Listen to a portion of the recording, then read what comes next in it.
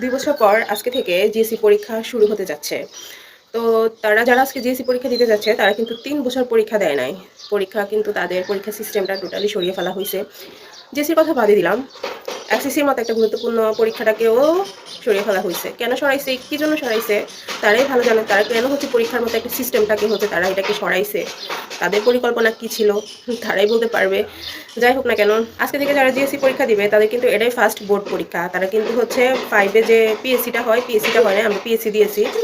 তো তারা বোর্ড পরীক্ষাতে বসতে যাচ্ছে আজকে ফার্স্ট টাইম। তারা না পরীক্ষা না দিতে দিতে তাদের মধ্যে একটা পড়ালেখার বিষয়ে অনীহা চলে আসছে। একটা যে কম্পিটিশন ছিল, আমাকে ভালো করে পড়তে হবে, ক্লাসের টপারদের থেকে আমাকে ভালো করতে হবে, এর থেকে আমাকে পড়ালেখা করাটাই বাচ্চা-কাচ্চারা টোটালি বাদ দিয়ে দিছে। সবাই গার্ডিয়ানরা যে পড়ালেখা করে কি হবে? কোনো পরীক্ষা হয় না। বাসায় হচ্ছে চা দোকানে আজকে চা দোকানদার কিভাবে চা বানায়, তার কত টাকা মাসিক আয়, কত টাকা ব্যয়, তারপরে হচ্ছে ঘরে রান্না করে